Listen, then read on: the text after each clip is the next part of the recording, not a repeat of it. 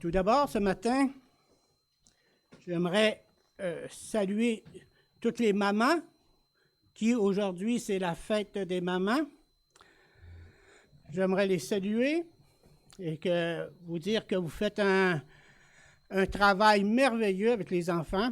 Ils sont sur votre garde. Alors, vous avez autant que le père le privilège de les enseigner dans la parole. Et ce matin, justement, nous allons parler d'une maman, Rahab. Une maman peu connue, mais qui, par contre, a joué un rôle très important.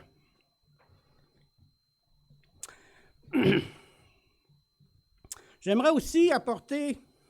Est-ce que ça tourne? Oui, ça tourne. D'accord.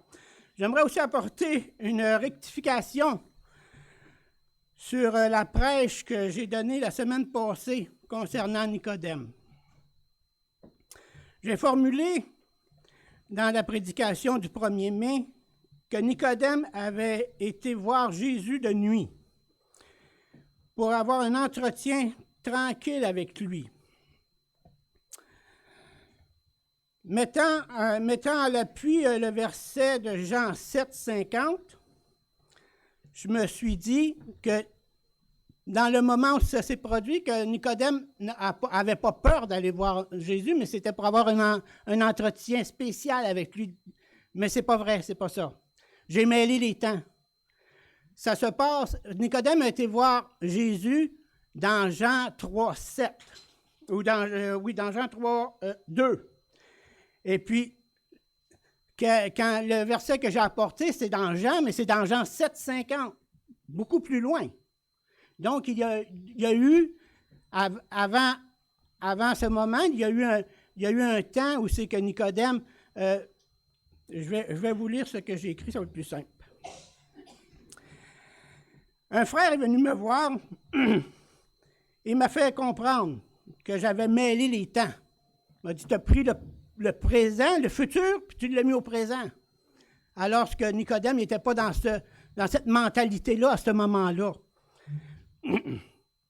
Donc, l'acte s'est passé dans Jean 3, 2. Étant vraiment conduit par la peur, c'est vrai que Nicodème avait peur parce qu'il a été de nuit en cachette. Et toute chose qui est mauvaise, qui dit le Seigneur que ça se fait dans la noirceur, c'est pour ça qu'ils n'ont pas accepté la lumière, la clarté. Alors, ça s'est fait de nuit. Car au chapitre 7, comme je vous ai dit, au verset 50, c'est le résultat du cheminement entrepris à ce moment-là par Nicodème qui a fait qu'il a confessé, il a pris la défense de Jésus. Et le résultat de ce cheminement entrepris au chapitre 19, verset 39, nous voyons l'aboutissement de cette rencontre avec Jésus qui fut la victoire en Jésus-Christ. Là, il n'avait plus peur. Il a été avec Joseph chercher il a pris des aromates, puis il a été avec Joseph pour ensevelir le corps de Christ. Voilà la petite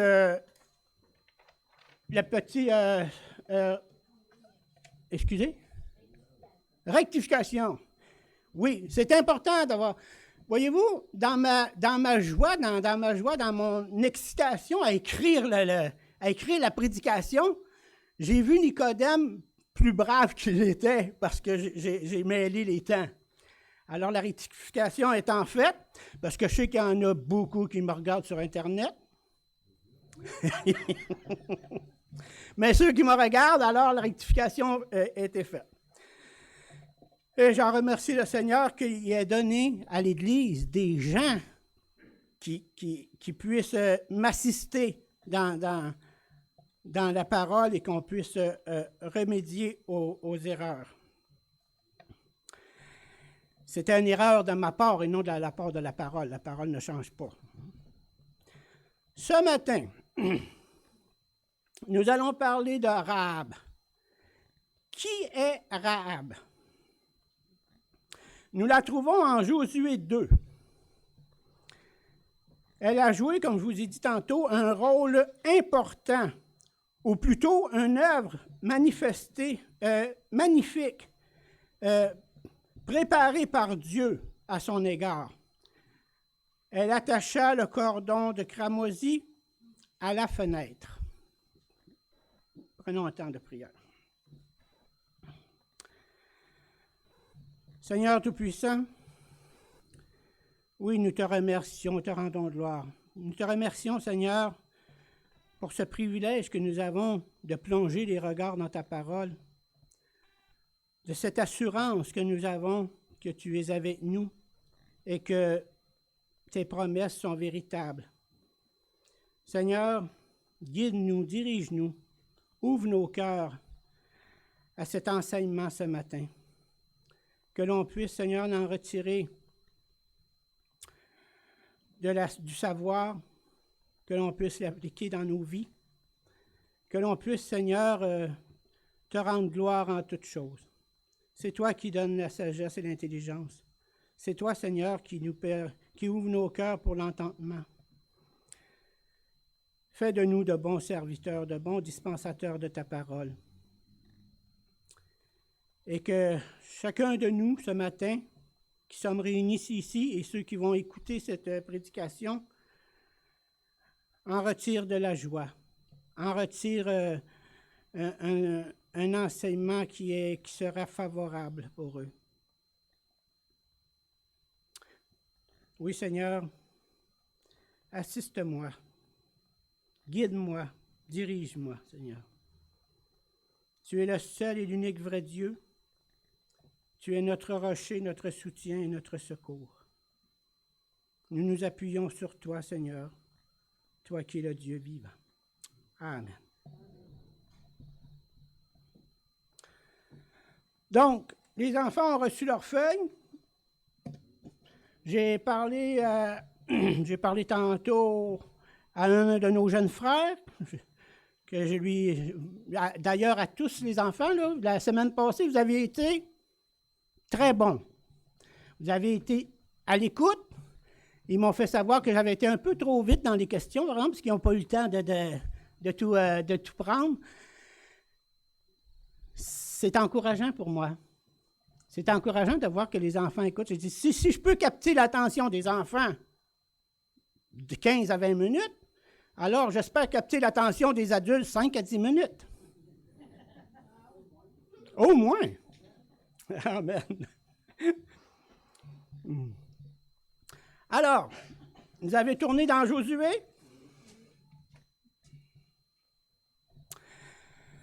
Qui est Rahab? Une femme. Femme de Jéricho. Jéricho, c'est la ville. Là. Ce n'est pas son mari. Là. C'est une ville. Femme de Jéricho. Une citoyenne établie qui travaillait et aimait cette ville. Elle se fit complice, cependant, des espions israélites envoyés par Josué. Nous allons lire le texte, Josué 2. Nous allons lire de 1 à 21. Après, nous prendrons un temps pour voir ce que signifie ce texte. Il porte le titre Les deux espions de Jéricho.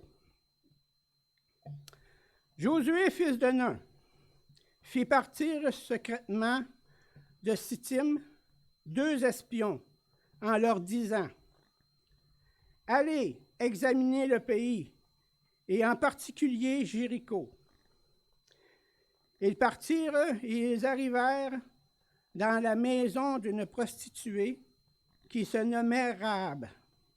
Et ils y couchèrent. Or,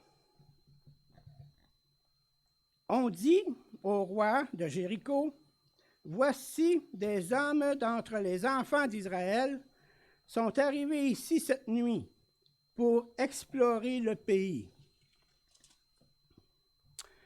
Le roi de Jéricho envoya dire à Rahab, « Fais sortir les hommes qui sont venus chez toi, qui sont entrés dans ta maison, car c'est pour espionner tout le pays qu'ils sont venus. » La femme prit les 2 hommes et les cacha, et elle dit, « Il est vrai que ces hommes sont arrivés chez moi, mais je ne savais pas d'où ils étaient. Et comme la porte a dû se fermer de nuit, ces hommes sont sortis. J'ignore où ils sont allés. Hâtez-vous de les poursuivre et vous les atteindrez. » Elle les avait fait monter sur le toit et les avait cachés sous des tiges de lin qu'elle avait arrangées sur le toit. Ces gens les poursuivirent par le chemin qui mène au quai du Jourdain, et l'on ferma la porte après qu'ils furent sortis. Avant que les espions se couchât, Rahab monta vers eux sur le toit et leur dit, « L'Éternel, je le sais, vous a donné ce pays.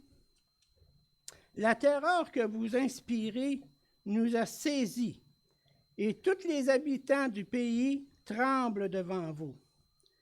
Car nous avons appris comment, à votre sortie d'Égypte, l'Éternel a mis à sec devant vous les eaux de la mer Rouge, et comment vous avez traité les 2 rois des Amoréens au-delà du Jourdain, Sion et Og, que vous avez dévoués pour interdits. Nous l'avons appris, et nous avons perdu courage, et tous nos esprits sont abattus à votre aspect, car c'est l'Éternel, votre Dieu, qui est Dieu en haut dans les cieux et en bas sur la terre. Et maintenant, je vous prie, jurez-moi par l'Éternel que vous aurez pour la maison de mon père la même bonté que j'ai eue pour vous. Donnez-moi l'assurance que vous laisserez vivre mon père, ma mère, mes frères, mes sœurs et tous ceux qui leur appartiennent, et que vous nous sauverez de la mort. » Ces hommes lui répondirent, « Nous sommes prêts à mourir pour vous, si vous ne divulguez pas ce qui nous concerne. Et quand l'Éternel nous donnera le pays, nous agirons envers toi avec bonté et fidélité. » Elle les fit descendre avec une corde par la fenêtre, car la maison qu'elle habitait était sur la muraille de la ville. Elle lui dit, « Allez du côté de la montagne, de peur que ceux qui vous poursuivent ne vous rencontrent. Cachez-vous là pendant 3 jours, jusqu'à ce qu'ils soient de retour. Après cela, vous suivrez votre chemin. » Ces hommes lui dirent, « Voici de quelle manière nous serons quittes du serment que tu nous as fait faire. À notre entrée dans le pays, attache ce cordon de fil de cramoisi à la fenêtre par laquelle tu nous fais descendre, et recueille auprès de toi, dans la maison, ton père, ta mère, tes frères, et toute la famille de ton père. Si quelqu'un d'entre eux sort de la porte de ta maison pour aller dehors, son sang retombera sur sa tête, et nous en serons innocents. Mais si on met la main sur l'un quelconque de ceux qui seront avec toi dans la maison, mais si on met la main sur l'un quelconque de ceux qui seront avec toi dans la maison, son sang retombera sur notre tête. Et si tu divulgues ce qui nous concerne, nous serons quittes du serment que tu nous as fait faire. Elle répondit, qu'il en soit fait selon vos paroles. Elle prit ainsi congé d'eux, et ils s'en allèrent. Et elle attacha le cordon de cramoisi à la fenêtre. C'était long un peu, mais il faut mettre en contexte. Le verset 1. Ils partirent et ils arrivèrent dans la maison d'une prostituée qui se nommait Rahab. Et ils y couchèrent. Nous nous rappelons que tout cela se passe à Jéricho, dans la ville de Jéricho.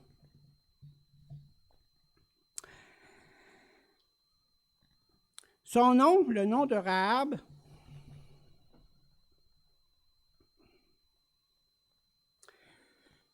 signifie spacieux, large. Le mot qui la désigne en hébreu est dérivé de la racine zon, ce qui veut dire nourriture. Tout autant que zana, c'est ce qui veut dire séduire, c'est-à-dire qu'il peut signifier autant aubergiste ou prostituée. Or, les deux, autrefois, et peut-être encore aujourd'hui, je ne sais pas, mais les deux commerces s'accommodaient facilement l'un de l'autre. Il y avait une auberge, il y avait aussi des prostituées. Ça s'accommodait, Mais voilà, cependant, que le livre de Josué fait de Rahab une pécheresse. Et ça s'accorde aussi avec Hébreu et avec Jacques, qui insistent sur le mot prostituée. Donc, au verset 2, on dit au roi de Jéricho, « Voici des hommes d'entre les enfants d'Israël sont arrivés ici. »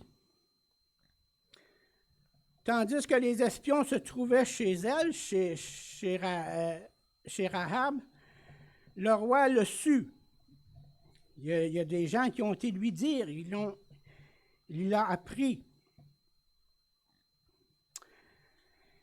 Et au verset 3, Rahab fait sortir les hommes qui sont entrés dans la maison. Elle doit les livrer, car le roi lui demande.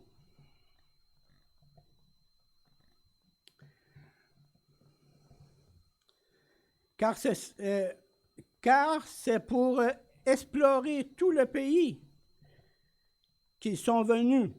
Qu'on a vu au verset 3, que le roi envoie des gens, puis il fait dire ça à Rahab. Il faut que tu les fasses sortir, là, parce que là, ils sont venus explorer le pays, puis ça va aller mal. Ça paraît pas bien. Rahab, par contre, décide de les sauver.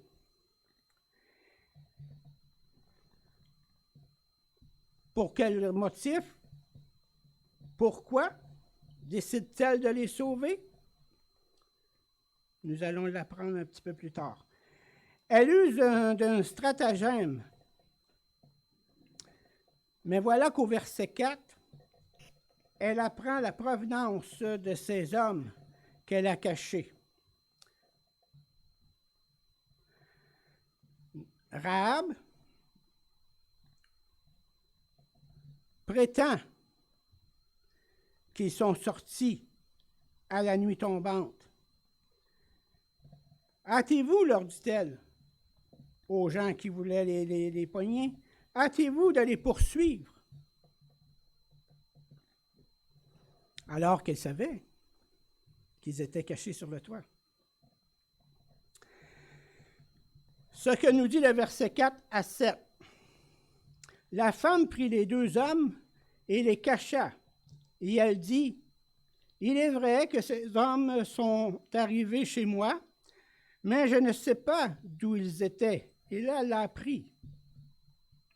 Et comme la porte a dû se fermer de nuit, ces hommes sont sortis. J'ignore où ils sont allés. Hâtez-vous de les poursuivre, et vous les atteindrez. Elle les avait fait monter sur le toit et les avait cachés sous des tiges de lin qu'elle avait arrangées sur le toit. Ces gens les poursuivirent par le chemin qui mène au quai du Jourdain. Mais bien entendu qu'ils ne les ont pas trouvés. Ils n'étaient pas sur le chemin. Ils sont cachés sur le toit. Mais remarquez, avez-vous remarqué qu'au verset 5, ce que dit Rahab,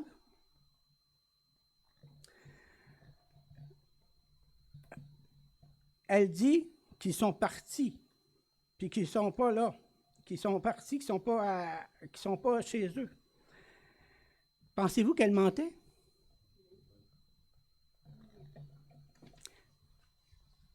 De toute évidence, nous voyons qu'elle ment.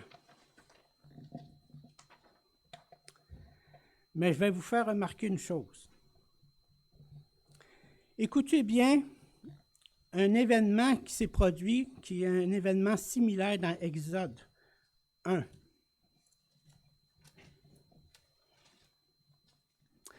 Ça nous rappelle ça nous rappelle ce que les sages-femmes ont fait.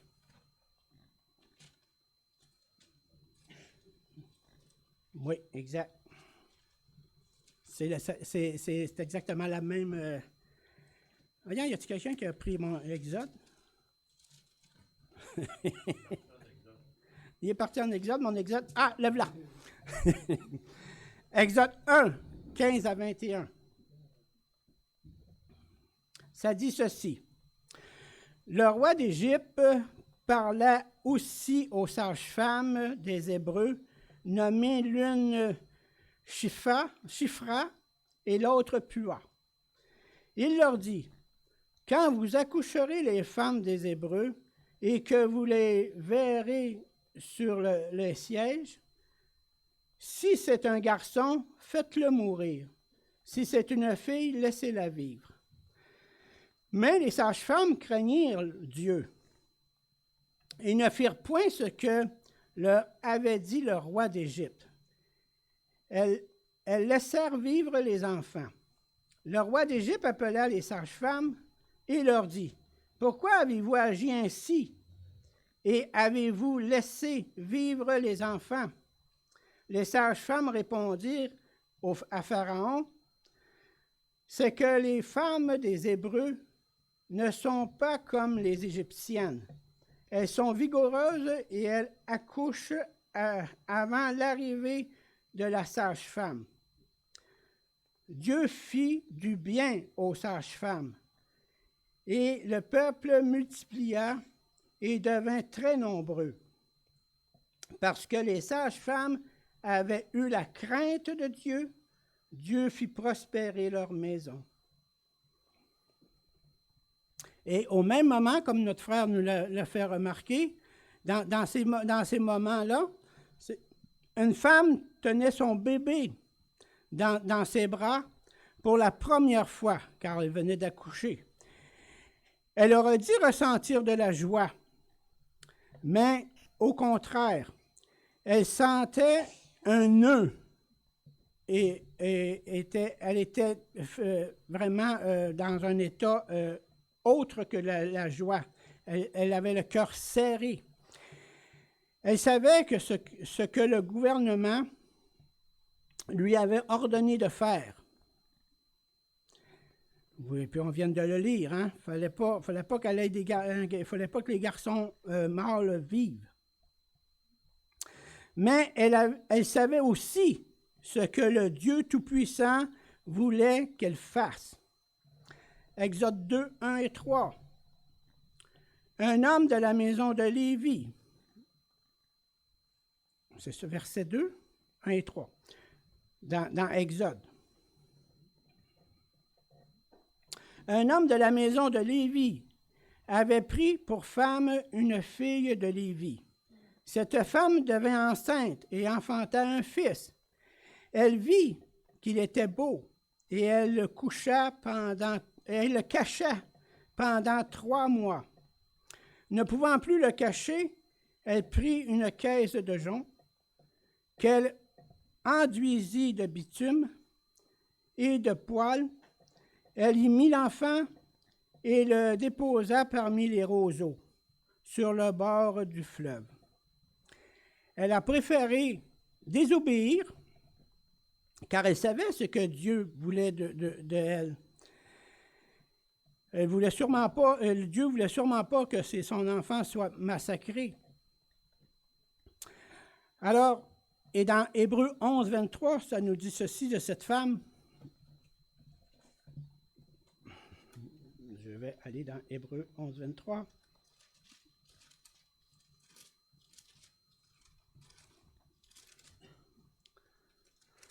OK. C'est par la foi que Moïse,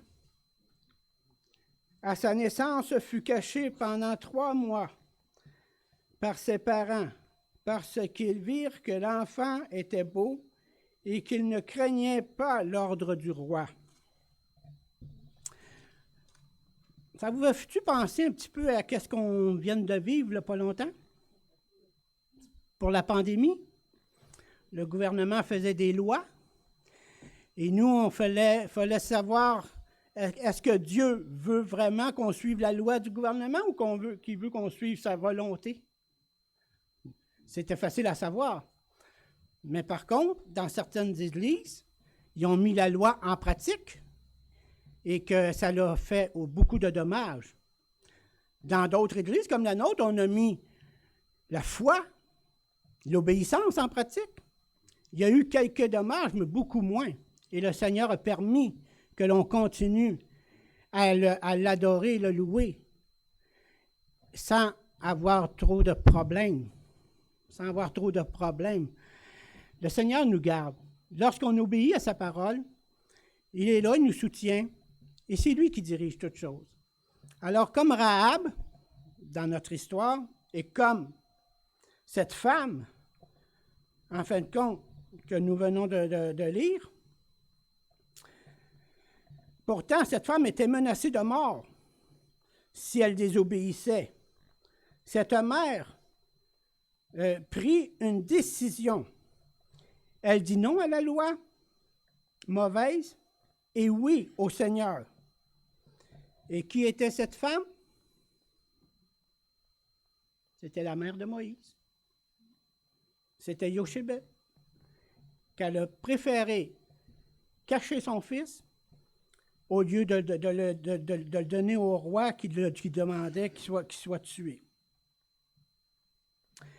Et nous voyons plusieurs récits dans ce même ordre d'idées dans la parole de Dieu. Obéir à Dieu.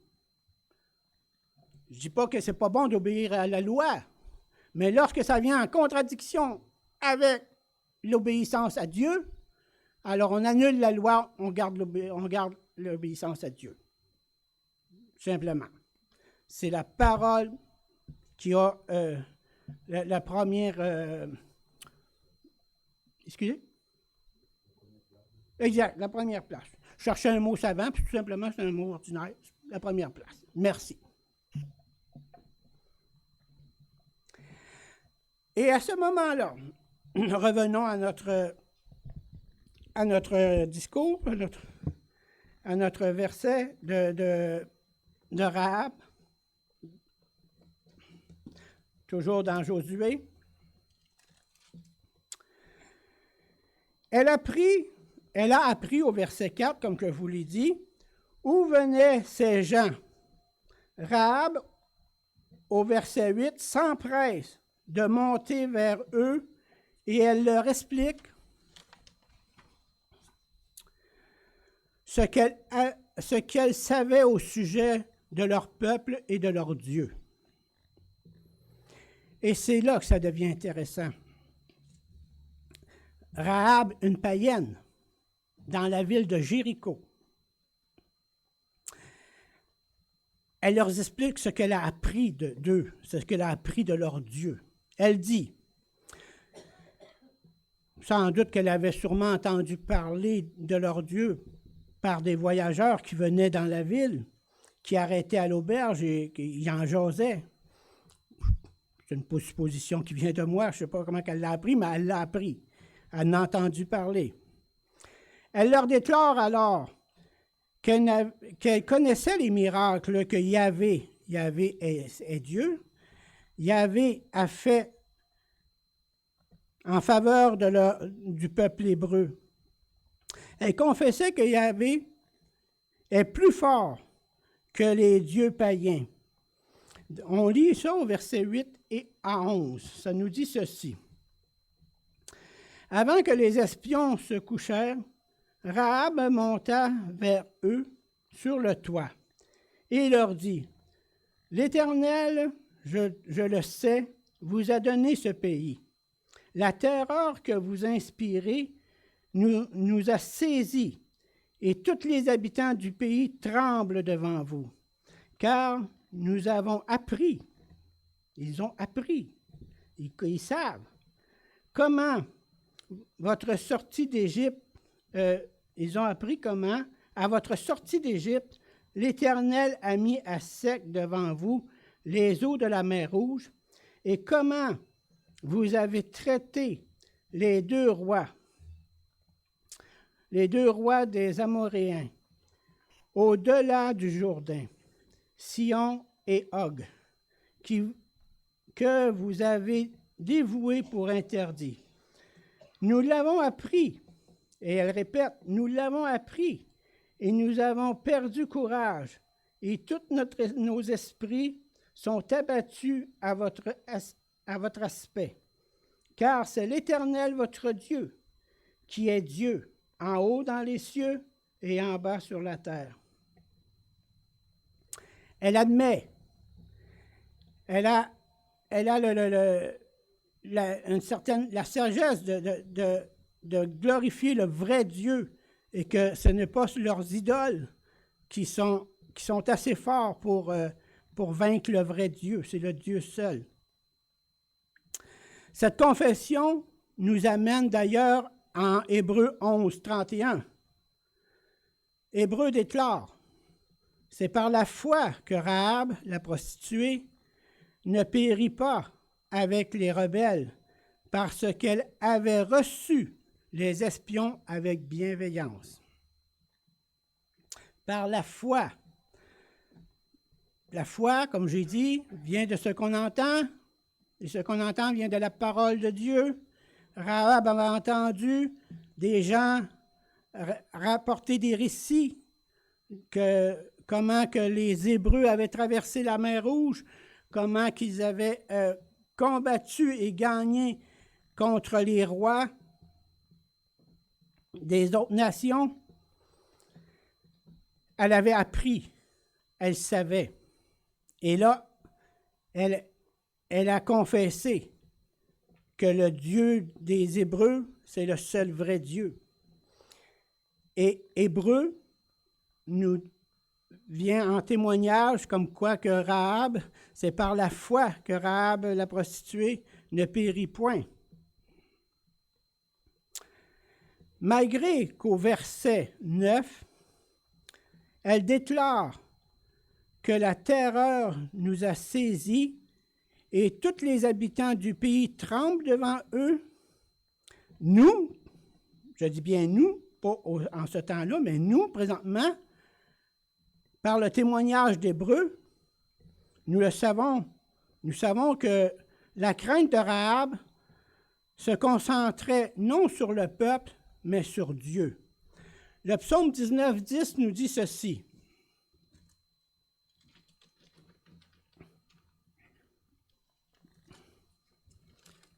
Psaume 19, 10.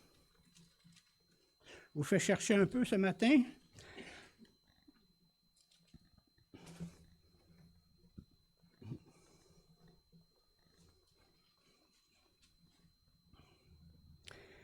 La crainte de l'Éternel est pure. Elle subsiste à toujours. Les jugements de l'Éternel sont vrais et ils sont tous justes. Rahab avait compris. Elle regardait à l'Éternel. Elle aurait pu regarder à la crainte, à la peur du peuple.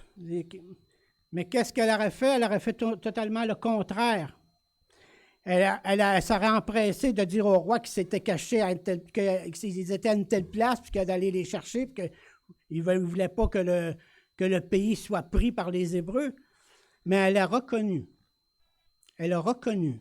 que l'Éternel Dieu leur avait donné ce pays. Donc, il n'y a pas d'autre chose à faire.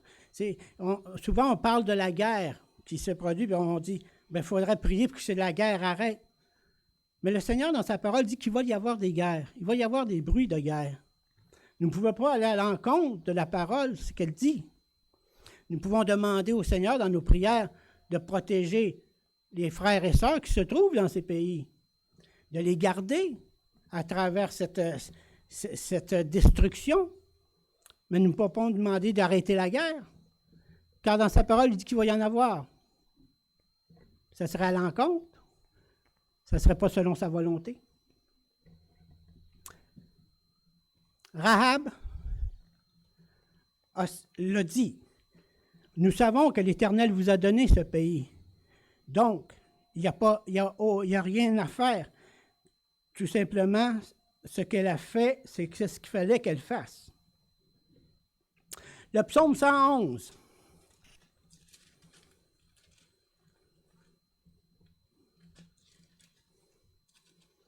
Psaume 111, 10.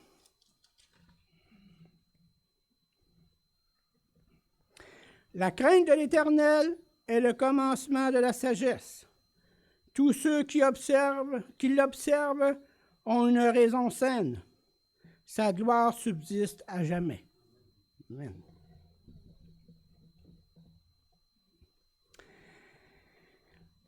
Et elle poursuit au verset 12.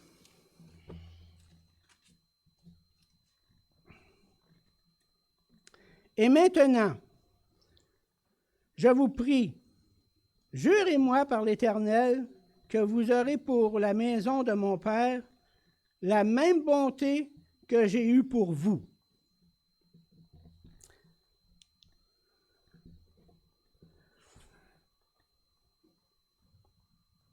La même bonté que j'ai eue pour vous, demande aux espions. C'est une demande qu'elle fait aux espions. Rahab expose aux espions les œuvres accomplies par la foi. Jacques le dit, Jacques 2, 25. Rahab, la prostituée, ne fut-elle pas également justifiée par les œuvres lorsqu'elle reçut les espions ou les messagers, ou qu'elle les fit partir par un autre chemin? Elle dit, elle demande, donnez-moi l'assurance que vous laisserez vivre mon père, ma mère, mes frères, mes sœurs, et tous ceux qui leur appartiennent, et que vous nous sauverez de la mort. Regardez, écoutez, soyez attentifs. Le merveilleux plan du salut qui est imbriqué et dans ce récit. Nous voyons que tout a commencé par l'exposition à la parole. Au verset 10, « Car nous avons appris. » Elle a placé sa confiance en lui, en Dieu, la foi.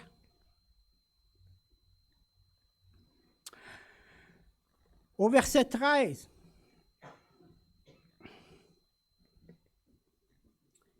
elle demande, elle plaide. Lorsqu'on demande des choses au Seigneur dans la prière, on plaide, on demande pour sa famille. Nous retrouvons un exemple identique, d'ailleurs, dans Actes 16, 29.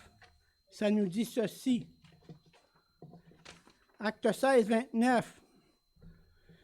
C'est un récit pratiquement identique à Rahab qui demande aux espions de protéger sa famille. Acte 16, 29 à 31. Alors le geôlier, ayant demandé de la lumière, ça va bien, ça commence, il demande de la lumière. Nous qui étions dans les ténèbres avons aperçu une grande lumière. C'est dans Jean qui nous dit ça, dans Jean 1, je crois, que le Seigneur est la lumière du monde. Alors le geôlier, ayant demandé de la lumière, entra précipitamment et se jeta tout tremblant aux pieds de Paul et de Silas. Silas qui est Pierre. Il les fit sortir et dit, « Seigneur, que faut-il que je fasse pour être sauvé? » Paul et Silas se répondirent, « Crois au Seigneur Jésus et tu seras sauvé. » Non seulement tu seras sauvé, mais il rajoute, « Toi et ta famille. » Ce que demande Rahab, c'est la même chose. Elle demande que sa famille soit sauvée aussi.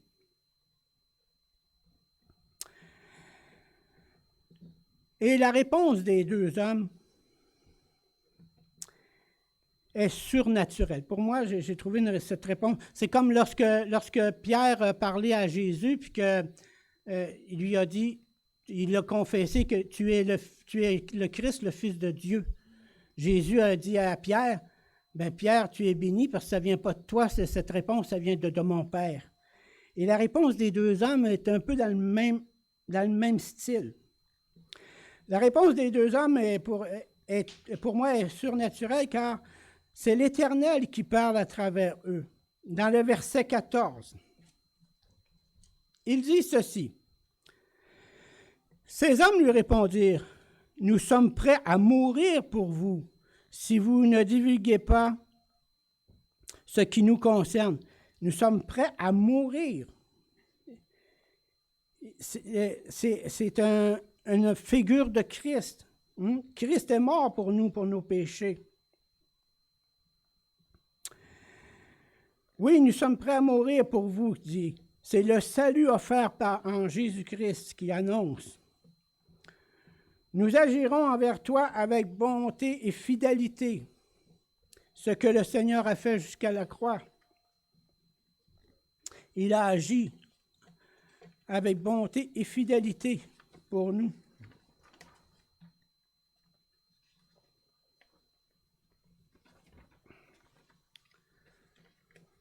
Au verset 15 et 16, elle les fit descendre par la fenêtre avec une corde, car sa maison se trouvait sur la muraille de la ville.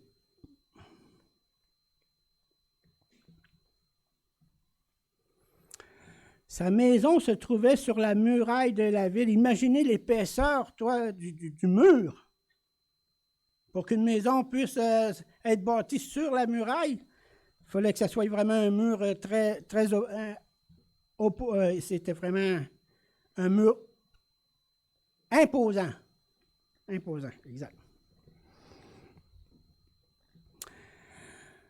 Rahab leur dit d'aller vers la montagne et de s'y cacher pendant 3 jours. Mais, avant de partir, au verset 17, ces hommes lui dirent, « Voici de quelle manière nous serons quittes du serment que tu nous as fait faire. » Ces hommes lui dirent, « Voici de quelle manière nous serons quittes du serment que tu nous as fait faire. » À notre entrée dans le pays, attache ce cordon de fil de cramoisi. Attache ce cordon de fil de cramoisi, ce qui représente la couleur rouge. Je l'ai-tu dit que le fil était de couleur cramoisi? Oui? OK. Merci. à la fenêtre par laquelle tu nous fais descendre, et recueille auprès de toi, dans la maison, ton père, ta mère, tes frères et toute la famille de ton père.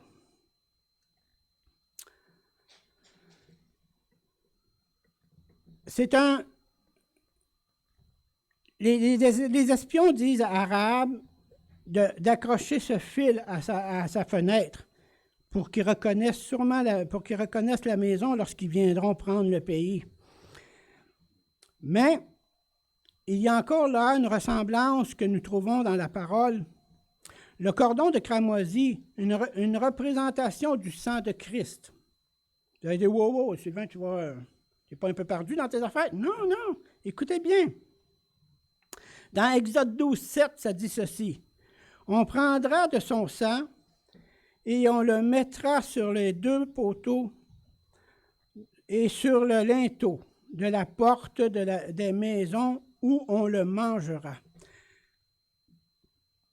Il faut dire que en ce moment-là, Rahab avait entendu la parole, avait entendu ce que l'Éternel avait fait pour son peuple. Elle avait confessé que l'Éternel était le seul et vrai Dieu. Elle a eu foi lorsqu'elle a caché les espions et qu'elle a dit aux serviteurs du roi qu'ils étaient déjà partis. 1 Pierre 1,9 dit ceci, « Parce que vous obtiendrez le salut de vos âmes pour prix de votre foi. » Rahab avait une très grande foi. Au verset 19 à 20, ça dit ceci.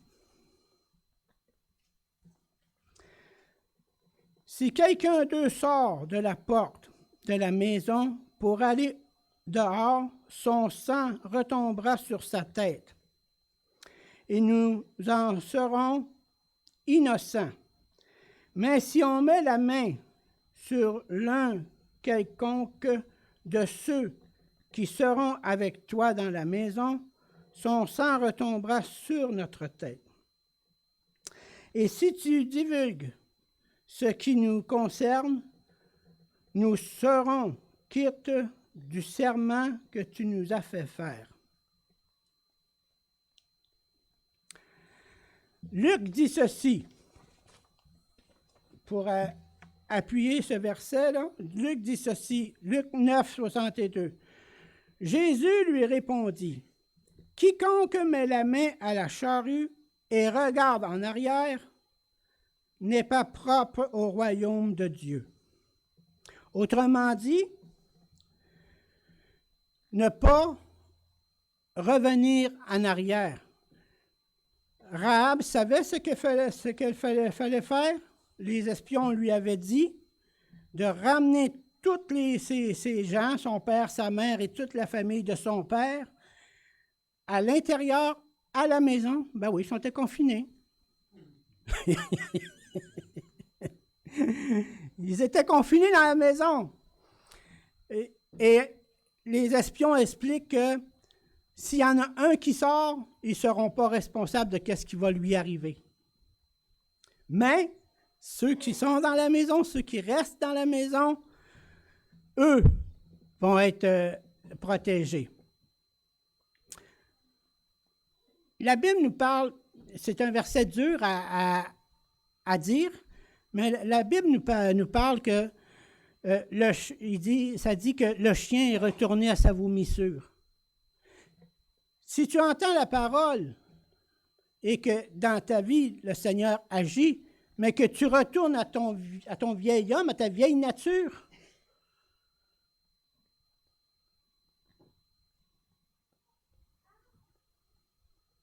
comprenez-vous? Pierre me dit oui qu'il comprend.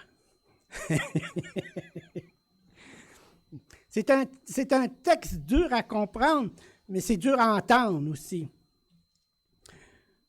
C'est pas dit qu'on ne péchera pas. C'est pas dit qu'on ne tombera pas. Mais c'est dit qu'avec connaissance de cause, si on retourne à nos vieux péchés, dans nos vieilles habitudes, alors j'aurais dû prendre le verset en note, parce que je ne voulais pas aller là-dedans, mais en fin de compte, ça m'a emmené dans ça. Et ça nous dit vraiment ça, que le chien retourne à sa vomissure, donc c'est pas comme la truie, un coup propre, se vautre dans la boue. C'est de retourner à nos vieux péchés, et pourtant on a conscience que c'est un péché.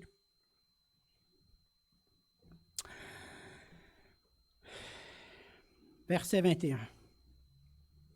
Elle répondit, « Qu'il en soit selon votre parole. » Elle prit ainsi congé d'eux et ils s'en allèrent. Et elle attacha le cordon de cramoisi à la fenêtre. Elle attacha le cordon de cramoisi à la fenêtre. À l'instant même du départ des espions, elle attacha le cordon. Pourtant, d'après le texte, elle avait beaucoup de temps pour faire cette chose, pour accrocher ce cordon à la fenêtre. Rappelez-vous, elle leur a dit de rester 3 jours à la montagne. Donc déjà, il y avait 3 jours qu'il y avait de libre. Et ensuite de retourner vers leur peuple. Et eux, les espions, lui ont dit, à notre entrée dans le pays, attache le cordon. Mais elle l'a attaché immédiatement. Puis à leur entrée dans le pays, ça ne s'est pas fait le lendemain, là. Parce que regardez, après le verset 21, nous n'attendons plus parler de Rahab. Et les événements se sont succédés après ça. Bon, il y a eu le passage du Jourdain. Après ça, il y a eu les 12 pierres, la circoncision et la Pâque. Tout ça se passait dans la plaine de Jéricho. Ça en a pris du temps, là. Ça ne s'est pas fait pendant une semaine, ça, là. Ça a pris beaucoup de temps. Mais pourtant, qu'est-ce qu'elle a fait? Tout de suite, quand les espions sont partis, elle a pris le cordon et elle l'a tout de suite attaché. Elle avait la foi. Elle regardait, elle avait l'espérance. Elle avait la foi. Elle savait, les espions lui ont dit que ne reportez pas au lendemain ce que vous pouvez faire aujourd'hui. Rahab était rapide là-dessus. Et on arrive au chapitre 6, la prise de Jéricho. Oui, c'est ça, au chapitre 6, la prise de Jéricho. Et c'est là que nous retrouvons Rahab au verset 22 à 25. Nous allons lire 22 à 25. Josué dit aux 2 hommes qui avaient exploré le pays. Les 2 hommes, là, c'était les 2 espions. Il y avait 2 espions qui ont parcouru le pays pour venir donner des nouvelles à Josué. Josué dit aux 2 hommes qui avaient parcouru le pays, « Entrez dans la maison de la femme prostituée et faites-en sortir cette femme et tous ceux qui lui appartiennent, comme vous lui avez juré. » Les jeunes gens, les espions, entrèrent et firent sortir Rahab, son père, sa mère, ses frères et tous ceux qui lui appartenaient. Ils firent sortir tous les gens de sa famille, et ils les déposèrent hors du camp d'Israël. On aurait pu arrêter à 23, mais on va lire 24 et 25. Ils brûlèrent la ville et tout ce qui s'y trouvait. Seulement, ils mirent dans le trésor de la maison de l'Éternel l'argent, l'or et tous les objets d'airain et de fer. Josué laissa la vie à Rahab, la prostituée, à la, à la maison de son père et de tous ceux qui lui appartenaient. Regardez la fin.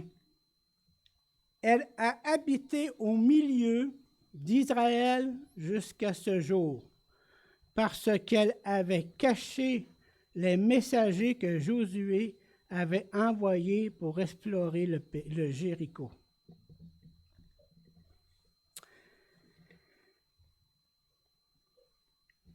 Ils l'ont intégrée au peuple d'Israël. Après qu'elle ait confessé que leur Dieu était le seul vrai Dieu, qu'elle s'est appuyée sur ce qu'elle savait, les quelques phrases qu'elle savait, quelques brides des événements, le passage de la mer Rouge, les nations qui ont été vaincues par les Hébreux, avec le soutien de leur Dieu.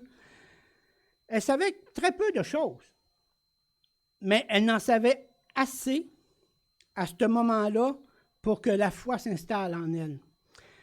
Et là, il l'intègre au peuple. Elle va continuer son cheminement, elle va continuer d'apprendre, de voir ce que l'Éternel fait pour son peuple. Tout comme nous apprenons quelques petits passages dans la Bible, mais combien est plus nourrissant d'apprendre lorsqu'on est en église, en groupe, entre frères et sœurs, qu'on s'édifie les uns les autres. Elle est intégrée au peuple. Pensez-vous que ça s'arrête là? Ben là, elle en a eu assez. Ah, ben, elle a été sauvée de Jéricho. Elle est rendue avec le peuple de Dieu. Pensez-vous que ça va arrêter là? Non! Dans Matthieu 1:1, imaginez-vous, elle fait partie de la généalogie de Jésus-Christ. Wow! T'imaginerais-tu, toi, ça? Tu fais partie de la généalogie d'un... Hein? Tu n'imagineras pas ça, hein? Moi non plus. C'est vrai. Voici ce que Matthieu 1:1-16 dit. Matthieu 1. Dès le début.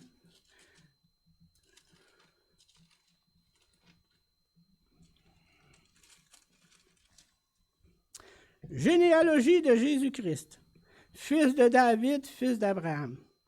Abraham engendra Isaac, Isaac engendra Jacob, Jacob engendra Judas et ses frères.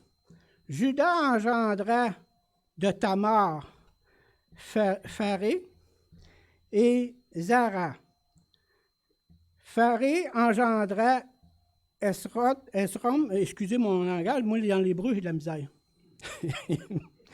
Esrom engendra Aram. Aram engendra Aminadab. Aminadab engendra Naasson. Naasson engendra Salomon. Salomon engendra Boaz ou Boaz. C'est Boaz, mais ça peut se... Toi, tu as Boam? Es-tu dans le verset 5? Là? Non, c'est dans le verset 5, moi, c'est Salomon engendra Boaz de Rahab. Ouais. Matthieu 1:5. Ah, OK. Voyez-vous, elle est dans la généalogie. C'est la mère de Boaz. C'est l'aïeul de David. Pour une petite madame qui est partie, qui était au coin d'une auberge, elle se retrouve dans la généalogie et l'aïeul de David. Wow! Le Seigneur fait bien les choses. Le Seigneur connaît, Il fait bien les choses. Et c'est tout comme la mère de Moïse, qui l'a caché par la foi, elle l'a caché parce qu'elle le trouvait beau, et qu'on voit tout ce que l'Éternel a accompli par son serviteur, Moïse.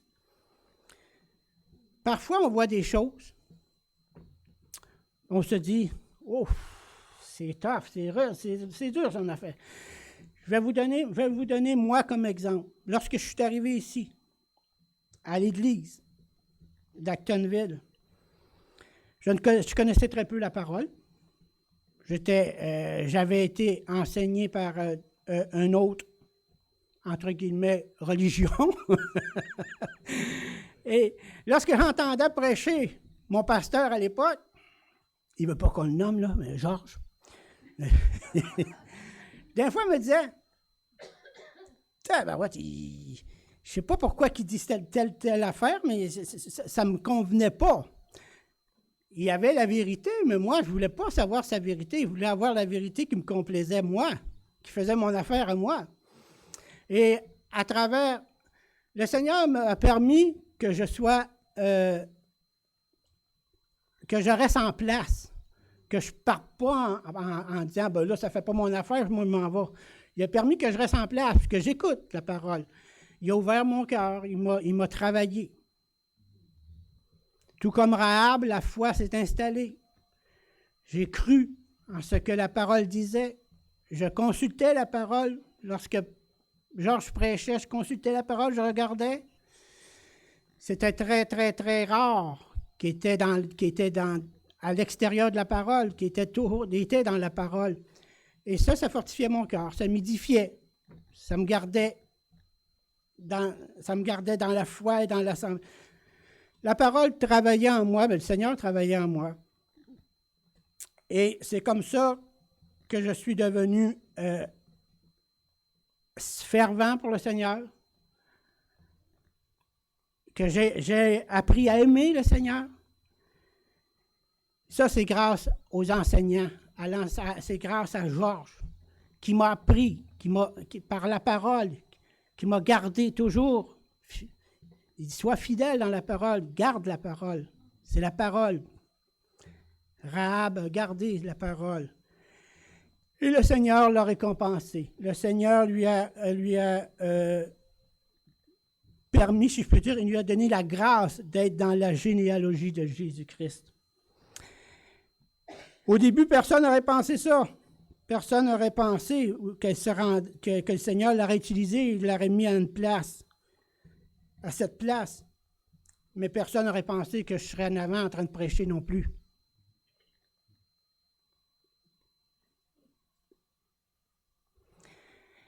Que le Seigneur nous conduise, que le Seigneur nous garde et nous dirige.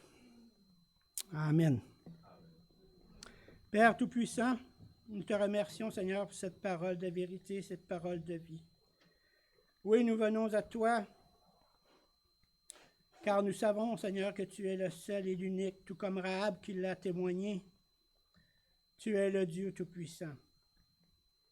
Merci pour mes frères et sœurs qui sont ici et ceux qui écoutent, qui entendent ta parole.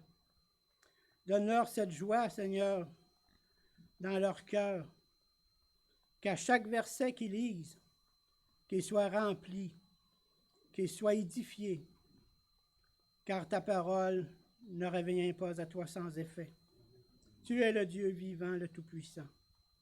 Merci pour chaque frère et sœur de cette assemblée. Merci de prendre soin de nous garder. Amen.